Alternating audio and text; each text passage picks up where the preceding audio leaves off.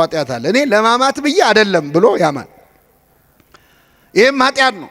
በአንደበታችን ብዙ ኃጢአት በቀን ውስጥ እንሰራለን። ከቃል ብዛት ኃጢአት ሳይኖር አይቀርም ይላል መጽሐፍ። ብዙ በተናገርን ቁጥር ብዙ ኃጢአት እንሰራለን። ለዚህ ነው ሰው ለመናገር የዘገየ ዝም ለማለት ግን የፈጠነ ይሁን የተባለው፣ ለመስማት የፈጠነ ይሁን። ስለዚህ ብዙ በአንደበታችን ኃጢአት እንሰራለን። ሶስተኛው በሐሳባችን ነው። በግብር ባንሰራ፣ በአንደበታችን ባንሰራ፣ በሐሳባችን በቀን ውስጥ ብዙ ኃጢአት እንሰራለን። እንደውም ለመናገር የምናፍረውን ለመፈጸም የማንደፍረውን በአንደበታችን ግን በሐሳባችን ግን የምናወጣው የምናወርደው ብዙ አይነት ኃጢአት አለ። ይህንን ኃጢአት በድያለሁ፣ አስቀይሜዋለሁ እግዚአብሔርን ብለን ስንጸጸት እውነተኛ ንስሐ ይባላል። ይህ ንስሐ እግዚአብሔር ለሁላችን ያድለን። ከተጸጸትን በኋላ ደግሞ ኃጢአታችንን እንድንናዘዝ ይፈልጋል። ንስሐ መጸጸት ነው። ግን ጸጸት በምንድን ነው የሚገለጸው?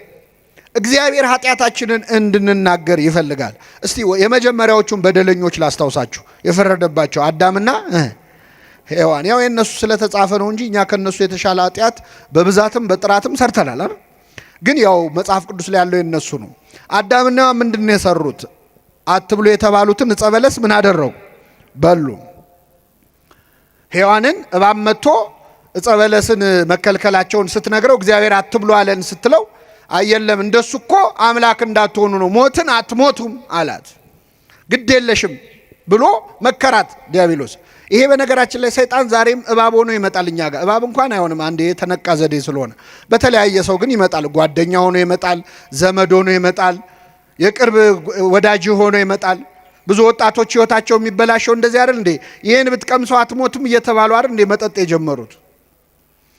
አደንዛዥ ዕፅ የጀመሩት። እስከ ዛሬ ቀምሰው አታቅም፣ ቀምሰሽው አታቂም፣ ሄደሽ አታቂም፣ እንዲህ አይነት ቦታ ይሄን አይተኸው አታቅም።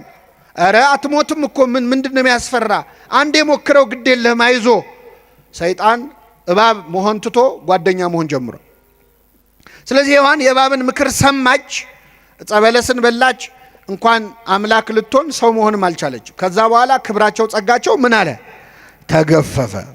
እርቃናቸውን ቀሩ። ኃጢአት ማለት እርቃን መሆን ነው። ምእመናን ራቁት መሆን ነው። ከጸጋ እግዚአብሔር መራቆት ነው። ኃጢአት ማለት ቀጥታ ትርጉሙ ማጣት ነው። ራሱ እግዚአብሔርን ማጣት ነው። ተጎሳቆሉ። ይህን ጊዜ አዳም በገነት ዛፎች ውስጥ ተሸሸገ ይላል። ኃጢአት እኮ መሸማቀቅ ነው፣ ማፈር ነው። ኃጢአት ቀና ብለህ እንዳትሄድ የሚያደርግ ነው፣ የሚያሸማቅቅ ነው። ስለዚህ በገነት ዛፎች መካከል ተሸሸገ። ቅጠል አምጥቶ ፊቱ እርቃኑን ለማልበስ ሞከረ። ኃጢአታችንን ለመደበቅ የምናደርገው ጥረት ማለት ነው። ይህን ጊዜ እግዚአብሔር በገነት መሃል አዳምን ሊፈልገው ወጣ ይላል። አዳም አዳም ሆይ ወዴት ነህ አለው ይላል። አዳም አዳም ሆይ ወዴት ነህ? ስማችሁን ቀይራችሁ ይህን ጥሪ ለራሳችሁ አዳምጡት። አንድ ጊዜ መጽሐፍ ቅዱስ ላይ ስማችን ተቀይሮ ነው እንጂ ሁላችንም ስማችን አለ፣ ታሪካችን አለ። እገሌ እገሌ ሆይ ወዴት ነህ የሚለው አዳምን አይደለም። መጽሐፍ ቅዱስ ላይ የተጻፈው አዳም ከሞተ ከስንት ዓመት በኋላ ነው ሙሴ ኦሪት ዘፍጥረትን የጻፈው። ለአዳም አይደለም ለእኛ ነው። የት ነው ያለው ይላል እያንዳንዳችንን እግዚአብሔር ማለት ያለንበት ጠፍቶት አይደለም። ምን እየሰራ ነው ነው? ወድቀሃል፣ ተነስተሃል፣ ጽድቅ እየሰራ ነው ምንድን ነው እያለን አዳም አዳም ሆይ ወዴት ነህ አለው። እግዚአብሔር አዳም ያለበትን ቦታ ያውቃል አያውቅም? ያውቃል። ይህን ጊዜ አዳም ራቁቴን ስለሆንኩኝ ፈራው ተሸሸኩም አለ። ከኔ ጋር ናችሁ ምእመናን? እግዚአብሔር ከሁላችን ጋር ይሁን። ራቁቴን ስለሆንኩኝ ምን አልኩ? ፈራው ተሸሸኩም አለ። አሁን አዳም ኃጢአቱን ተናገረ አልተናገረ? መልሱልኝ። አልተናገረም። የአዳም ኃጢአት ራቁቱን መሆን ነው እንዴ? ምን ማድረግ ነው? ዕፀ በለስን መብላት ነው። ኃጢአቱን ትቶ ኃጢአቱ ያመጣውን ችግር ነው ያወራው። ራቁቴን ስለሆንኩኝ ፈራው አለ። ራቁቱን መሆኑን አይደለም መናገር ያለበት፣ ዕፀ በለስን በላው ነው ማለት ያለበት። ብዙ ጊዜ ንስሐ አባቶቻችን ፊት ቀርበን ኃጢአቱን ትተን ኃጢአቱ ያመጣውን ችግር የምናወራ ሰዎች አለ። አባ ይሄ መጠጥ እኮ ጤና አሳጣኝ ይላል። ምን አመጣው? ሰካራም ነኝ ነው የሚባለው አይደል? መጀመሪያ ቀጥታ ኃጢአቱን ነው። ኃጢአቱን ዘሎ ኃጢአቱ ያመጣውን ችግር ተናገረ። እግዚአብሔር ደግሞ ጠየቀው፣ ራቁትህን መሆንህን ማን ነገረ? አትብላ ካልኩ ዛፍ በላህን አለው። ይገርም። እምቅድመ ይፍጥሮ ለአዳም ያምር ግብሩ ይላል። አዳምን እኮ ያውቃል ሳይፈጥረው እንደሚበድል። መረጃ አይደለም እግዚአብሔር እየጠየቀ ያለው። እመን ኃጢአትህን አፍ አውጥተህ በድያለሁ በለኝ ነው የሚል። ይህን ጊዜ አዳም ምን አለ? ረዳት ትሁንህ ብለህ የሰጠኸኝ ሴት ከዛፉ ሰጠችኝና በላሁ አለ። አሁን ተናገረ አልተናገረ? ተናገረ። ከዛፉ ሰጠችኝና ምን አልኩ? በላሁ ነው ኃጢአቱ። ከዛ በፊት ያለው ንስሐ ሳይሆን ክስ ነው። ማንን የከሰሰው? መልሱልኝ። ሔዋን። አንደኛ ተከሳሽ ሔዋን ነች። ሁለተኛ ተከሳሽ ክብር ይግባውና እግዚአብሔር። ረዳት ትሁንህ ብለህ ምን ያልከኝ አንተ እሷን ባሰጠኝ እሷን ማሰጠኝም እኔ ምን አልልም አልበላም። ስለዚህ ሁለተኛ ተከሳሽ እግዚአብሔር። አንዳንዴ ኃጢአት እንሰራና ወይ ሰውን ከሳል፣ ጓደኛዬ ገፋፍቶኝ፣ እገሌ ገፋፍቶኝ እንዲናርግ ብላኝ፣ ይሄ በሰው ስናመካኝ። ሁለተኛ እግዚአብሔር ላይ እናመካኛለን። ደስ ብሎን የሰራነውን ኃጢአት ምን ነው ተውከኝ እንዲህ ሲሆን ደስ ብሎ እኮ ነው ያረከው። አንተ በነፃ ፈቃድ የሰራውን ኃጢአት እግዚአብሔር ላይ መልሶ መስጠት ማለት። ስለዚህ ረዳቱን ብለህ የሰጠኝ ሴት ከዛፉ ሰጠችኝ። በጣም ይገርማል። የሰጠኝ ሴት በሉ እስኪ። አይሰማም። የሚገርም እኮ ነው። ሔዋንን ያገባት ሰሞን አዳም ምን ሲል ነበር? የሰጠኝ ሴት አይደለም አጥንትሽ ስጋሽ። ይኸውላችሁ ትዳር ሲጀመር አጥንቴ ስጋዬ አካሌ ይላሉ ባሎች። ከዛ ትንሽ ሲቆዩ እቺ ሴት ይላል፣ የሰጠኝ ሴት ይላሉ። ሲቀዘቅዝ ማለት ነው ፍቅር። መጀመሪያ ግን አካሌ ነው አጥንቴ ነች። አጥንቴ ሰጠችኝና በላሁ አላለም። አካሌ ሰጠችኝና በላሁ አላለም። የሰጠኸኝ ሴት አለ። ለእግዚአብሔር መልሶ ሰጠው። እግዚአብሔር ይህንን አዳም የከሰሰውን ክስ ሲሰማ እንዴ ሔዋን ላይ ዞሮ አንቺ ምን ሆነሽ ነው የሰጠሽው? ለምን ሰጠሽው አላላት። ያደረግሽው ምንድነው አላት። እስኪ በሉ ያደረግሽው የአዳምን ወሬ ይዞ ሔዋን ላይ የሚጮህ አምላክ አይደለም እግዚአብሔር። ከሰው ወሬ ሰምቶ ሌላው ሰው ላይ የሚጮህ አምላክ አይደለም። የሱን ሰማ ጥሩ አለና ወደ አዳም ዞረ፣ ወደ ሔዋን ዞረ። ያደረግሽው ምንድነው አለ። እያንዳንዱ ሰው የየራሱን ታሪክ እንዲተርክ እድል የሚሰጥ አምላክ ነው። እሺ አንቺ ደግሞ ተናገር፣ ያደረግሽው ምንድነው አለ። እሷ ደግሞ እባብ አሳተኝና በላው አለች። እኛ ሰይጣን አሳሳተኝ እንደምንለው ማለት ነው። ያም ሆነ ግን እግዚአብሔርን ሁሉ ጥያቄ የሚጠይቀው ለምንድን ነው ካላችሁ ኃጢአታችንን እንድንናዘዝ እንድናምን ማን ይፈልጋል? እግዚአብሔር። ቃየንም ወንድሙን አቤልን ገደለ። እግዚአብሔር ተገልጦ ምን አለው? ወንድምህ አቤል ወዴት ነው አለው። ያውቃል እኮ እንደገደለው። እግዚአብሔር መረጃ አይደለም የሚፈልገው፣ እንዲያምንለት ይፈልጋል። ወንድምህ አቤል ወዴት ነው አለው። የወንድሜ ጠባቂው እኔ ነኝ አለ። እግዚአብሔር ኃጢአታችንን የምንናዘዝበት የምናምንበትም ብርታት ለሁላችን ያድለን። ይህን ካልን ምእመናን፣ ኦርቶዶክሳውያን ምእመናን ኃጢአታችንን ንስሐ ለመግባት ለመጸጸት፣ መቼስ ማንም ሰው ኃጢአት ሰርቶ ደስ ሊለው አይችልም። መሸማቀቁ አይቀርም። ቅጠሉስ መደበቁ አይቀርም። ቀና ብሎ ለመሄድ ማፈሩ አይቀርም። አሁን እግዚአብሔር ቸርነቱ ነው እንጂ ኃጢአታችንን ቢገልጠው ማን ከቤቱ ይወጣል? ኃጢአት ቢሸት ኖሮ እስቲ ምእመናን ቢሸት ከቤቱ የሚወጣ ሰዋል ወይ? ግንባራችን ላይ ቢጻፍ አንድ ሰው ከቤቱ አይወጣም። ደብቆ ሸሽጎ እግዚአብሔር በቸርነቱ ነው ያቆመ። ኃጢአትን ብትጠባበቅ አቤቱ ማን ይቆማል እንዳለ። ኃጢአታችን ካሸማቀቀን ግን ማድረግ ያለብን ተስፋ መቁረጥ አይደለም። ማድረግ ያለብን ማዘን አይደለም። ራስን መጥላት አይደለም። ያንን ኃጢአት ተበቀሉት። በምን? በንስሐ። ኃጢአታችንን ብንናዘዝ ሊያነጻን የታመነ ነው ነው የሚለው። የነነዌ ሰዎች ሳይሰበኩ ንስሐ ከገቡ እናንተ እንደየተነገራችሁ ለምን አትወስኑ? ሄደና ኃጢአቱን ተበቀለ። የነነዌ ሕዝብ ሁሉ ወድቆ ተነስቶ ይቅር በለኝ ብሎ ኃጢአታችንን በመናዘዝ ነው የምንበቀለው። እግዚአብሔር እንድንጸጸት ይፈልጋል አንደኛ፣ ሁለተኛ እንድንናዘዝ ይፈልጋል፣ እንድንናገረው ይፈልጋል። ለማን ነው የምንናገረው?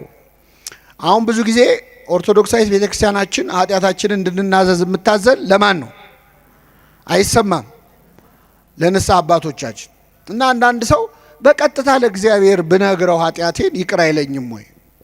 ለምንድን ነው ለካህን የምንናገረው የሚሉ ሰዎች አሉ። በጣም ይገርማቸዋል። እንደው ልብ ቢኖረን ኖሮ ማለት የነበረብን አረ ለእግዚአብሔር ከሚሆን ለሰው ይደረግልን ነበር። ከሰውና ከእግዚአብሔር የሚያስፈራው ማን ነው? ማንም ያስፈራው ጀብዱ የሰራን ይመስል ማለት ነው። በቀጥታ በነገረው ውስጥ ምን ደና ነገር ያረክ መሰለን። በጣም ይገርማል። እስራኤላውያን ምን አረጉ መሰላችሁ? ሙሴ 570 ጊዜ እግዚአብሔርን አናግሮ እየመጣ ያናግራቸዋል። ከዛ እስከ መቼ ባስተርጓሚ አሉ አመጹ። ከዚህ በኋላ በአንተ በኩል እንዲያናግረን አንፈልግም፣ እግዚአብሔርን ራሱ ወርዶ ያናግረናል። ሙሴ ትሁት አይደል? እሺ ይሁን በቃ ብሎ ጸለየ ወደ እግዚአብሔር። ጌታ ሆይ እናናግረው ብለዋል አለ ነው። በጣም ጥሩ። 3 ቀን ራሳቸውን ይቀድሱ፣ ሰውነታቸውን ከኃጢአት ይከልክሉ፣ ወደ ተራራው ስር ይምጡ፣ እኔ ያናግራቸዋለሁ።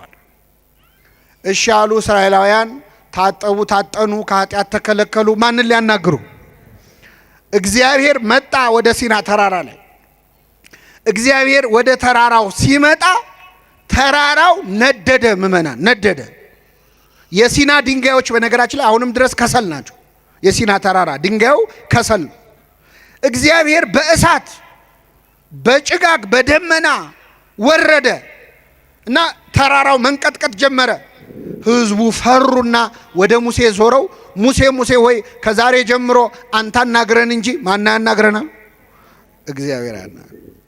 እኛ ግን ኃጢአት ሰርተን እኔ በቀጥታ ብነግረውስ ምን አይነት ድፍረት ነው?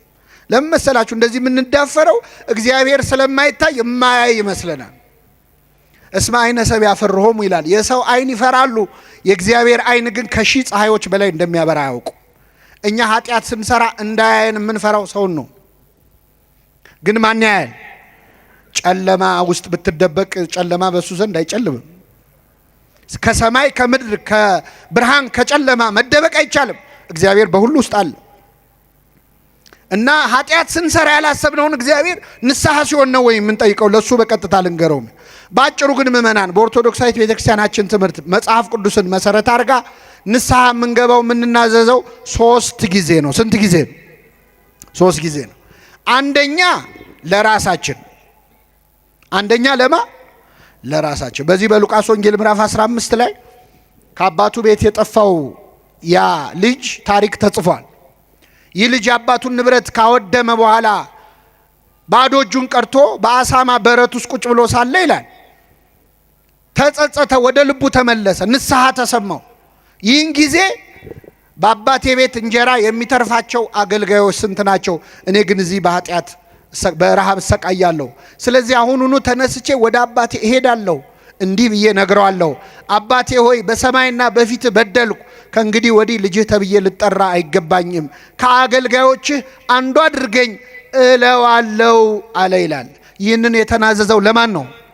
ለራሱ ነው። ስለዚህ ምእመናን ወደ ንስሐ አባት ከመሄዳችን በፊት ወደ እግዚአብሔር ይቅር በለኝ ከማለት በፊት ቁጭ ብሎ ሰው ራሱን መመዘን አለበት። ምን ሳረግ ነው ያልኩት? እስቲ ዛሬ እዚህ ቤተክርስቲያን ከመምጣታችን በፊት የት ነው ያልነው?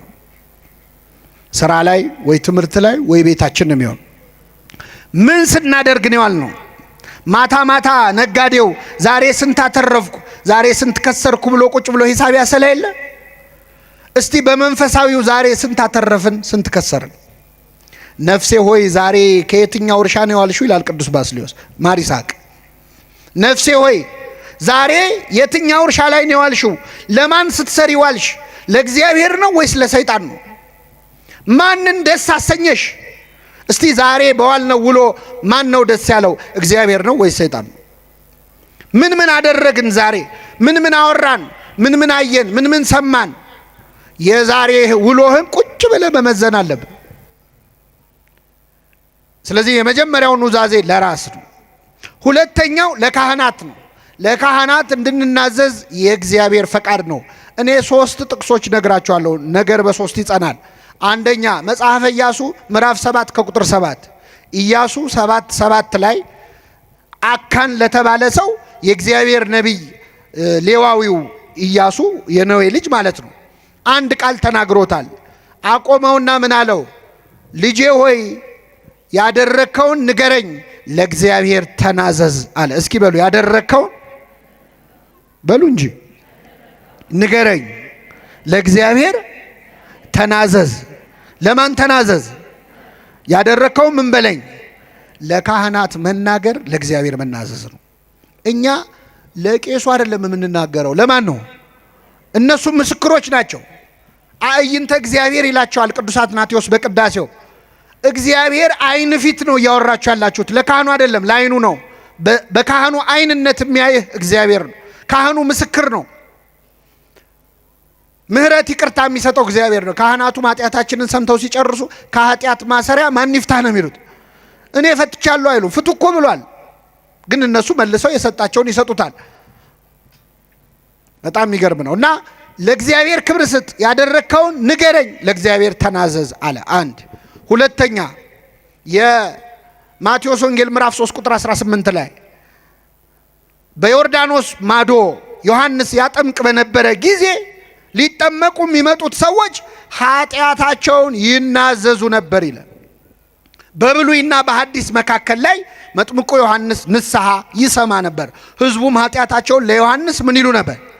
ይናዘዙ ነበር። ሶስተኛ የሐዋርያት ሥራ ምዕራፍ 19 ቁጥር 19 ላይ ያመኑት ሁሉ በሐዋርያት ፊት መጥተው ኃጢአታቸውን ይናዘዙ ነበር።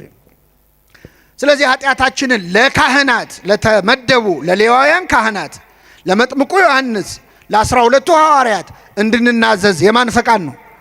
የእግዚአብሔር ፈቃድ ነው። ሐዋርያትም ደግሞ ጌታ ሊለያቸው ሲል ምን አላቸው?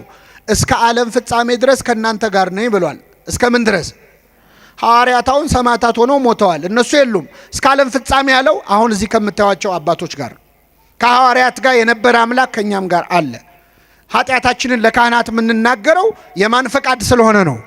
የእግዚአብሔር። ካህናት ደግሞ ለመረጃ አይደለም። ሰምተው ሲጨርሱ ጸሎት አድርገው ምክር ይሰጡናል። አንድ ከኃጢአት መከልከል እንድንችል ቀኖና ይሰጡናል። እሱን እንመጣበታለን። ሌላው ግን ኃጢአታችንን ይቅር ማስባል ስልጣን ሰጥቷቸዋል። የማቴዎስ ወንጌል ምዕራፍ 20 ከቁጥር 23 ላይ እፍ አለባቸው፣ መንፈስ ቅዱስን ተቀበሉ፣ ይቅር ያላችኋቸው ኃጢአታቸው ይቀርላቸዋል፣ የያዛችሁባቸውም ተይዞባቸዋል። ስለዚህ ለካህናት የምንናዘዘው የእግዚአብሔር ፈቃድ ስለሆነ ነው። ሶስተኛው ለካህናት ስንናዘዝ በዛው ለማን የምንናዘዘው? ለእግዚአብሔር ማለት ነው። ይህን ካየን ምእመናን እንዴት እንናዘዝ የሚለውን ደግሞ ማየት ያስፈልጋል። ብዙ ጊዜ አሁን ንስሐ መግባት ስናስብ የሚፈትነን ፈተና፣ አሁን እዚህ ጉባኤ መሀል ያላችሁ ሰዎች ንስሐ መግባት አትጠሉም፣ ትፈልጋላችሁ። ጸሎታችሁም ነው እግዚአብሔር ለንስሐ ያብቃኝ እንላለን አይደል? አዎ። ግን አብዛኛው ሰው አሁን መግባት አይፈልግም። ንስሐ መግባት ይፈልጋል፣ ግን አሁን መግባት አይፈልግም። እንደውም አንዳንድ ሰው ለንስሐ ሞት አብቃኝ ይላል። ለምን ሞት? ስለዚህ ይህ ሰው የቅዱ ንስሐ መግባት የፈለገው መቼ ነው? ሊሞት ሲል። ንስሐ መግባት መቁረብ የምናስበው ልንሞት ስንል ነው። መቼ ነው የምንሞተው? እኔ የኔን አላውቀውም፣ እናንተ ታውቁታላችሁ። ግን እንደሚያውቅ ሰው ሆነን ልሞት ስል ብለን ነው የምናስብ። አሁን የሶሻል ሚዲያ ዘመን ነው፣ የዩቲዩብ የቲክቶክ የምን ዘመን ነው። አንድ በእድሜ ጠና ያሉ እናት ወይ ትልቅ ሰውዬ ሽማግሌ አባት ከእድሜያቸው ጋር የማይሄድ ነገር ሲያደርጉ ቪዲዮ ሰው ሲያይ ምንድን ነው የሚለው? እርሶ እንዴት በመቁረቢያዎት ይላል። በምኖት? ብዙ ሰው መቁረቢያ ሽምግልና ነው ብሎ የሚያስብ። እግዚአብሔርን በቃ ኃይላችን ሲደክም ማስታወስ ነው የምናስበው። በጉብዝና ወራት ፈጣሪህን ምን በል ደስ አያሰኙም የምትላቸው ዘመናት ሳይመጡ ይላል። ደስ አያሰኙም የምትላቸው አይነ ሳይደክም ትንሹ ነገር ሳይረብሽ፣ አቤት ስታነቡት እንዴት ደስ ይላል። በጉብዝና ወራት ብሎ ሲዘረዝረው ሳትዝል ሳትደክም፣ ጆሮ መስማት ሳያቆም፣ አይነ ሳይፈዝ፣ ሁለቱ መስኮቶች ላይ ያሉ ይላል። ሁለት መስኮት የተባሉ አይኖች ናቸው። እኛ ግን የምናስበው ስንደክም ንስሐ መግባን እግዚአብሔርን የመጨረሻ ጉዳይ አድርገነዋል። በእውነት ይቅር ይበለን አምላካችን። አንዳንድ ሰው ደግሞ አይኔ እኮ ንስሐ መግባት እኮ አልጠላም ገባለሁ፣ ግን አሁን ንስሐ በገባ ተመልሼ ኃጢአት መስራቴ አይቀርም። ስለዚህ ትንሽ ልስተካከልና ከዛ በኋላ ንስሐ ገባለሁ። የሚያስተካክለን ማን ነው? እግዚአብሔር። ስስተካከል ንስሐ ገባለሁ ብለህ የምታስብ ከሆነ መቼም አትስተካከልም። ምክንያቱም የሚያስተካክለን ማን ነው? እስቲ አሁን ገላችንም በየቀኑ በየሁለት ቀኑም በሳምንትም ያው ውሃ ይጠፋል ብዬ ነው፣ በሳምንትም በወርም እንታጠባለን። ከታጠብን በኋላ እንቆሽሻለን አንቆሽሽ። ስለዚህ መቆሸሻችን ለማይቀር አንደኛውን ጠርቀምቀም ሲል ከሬሳ ጋር እንታጠብ የሚል ሰው አለ? የለም። እንደምንቆሽሽ እያወቅን እንታጠባለን። ኃጢአት እኮ ቆሻሻ ነው ምእመና። ከዚህ በኋላ ኃጢአት ሰራለሁ። በጣም ብዙ ሰው ንስሐ የማይገባው ኃጢአቱ ከብዶት አይደለም፣ ከኃጢአት መገላገል ሳይፈልግ ቀርቶ አይደለም፣ ለወደፊት ሊሰራ ላሰበው ኃጢአት ሲል ነው። ያልሰራ ነው ኃጢአት አለ ገና። አሁን ብዙ ሰው ቁረቡ ሲባል የሚፈራው ከዚህ በኋላ ሊሰራ ያቀዳቸው ኃጢአቶች ስላሉ ነው። እግዚአብሔር እንዴት ያየን ይሆን? በእውነት በጣም ይገርማል። እና ጠላቴ ሆይ በወድቅ እነሳለሁ። ሰዓታታችን ሲጀምር እንዲህ ብሎ ነው፣ እመኒ ወደቁ ትነሳ፣ በወድቅ እነሳለሁ። ወእመኒ ሆርኩ ውስተ ጽልመት፣ በጨለማን ብመላለስ እግዚአብሔር ያበርህ ሊተ፣ እግዚአብሔር ያበራልኛል ብሎ ነው የሚጀምረው። ብንወድቅ የሚያነሳን ማን ነው? ስለዚህ ለምን ወደቅ አይልም፣ ለምን አልተነሳም ነው። ክርስቶስ አሁን ሊፈርድ ቢመጣ ለምን ኃጢአት ሰራችሁ እኮ አይደለም የሚለው፣ ለምን ንስሐ አልገባችሁም ነው የሚለው። ለምን ወደቃችሁ አይደለም፣ ለምን አትነሱ። እሱ ይቅር ማለት ሳይሰለቸው እንዴት እኛ ይቅር በለም ማለት ይሰለቻል? ስለዚህ ኃጢአታችንን መናዘዝ አለብን። ኃጢአቱን የሚሰውር አይለማም ይላል። ኃጢአትን ስትደብቀው እግዚአብሔር ይገልጥብሃል፣ ስትገልጠው ይደብቅልሃል። ራስን ስትከስ ከዲያብሎስ ክስ ትድናለህ። ዲያብሎስ ይሄን ሰርቷል እኮ ሲል አዎ እንደሰራ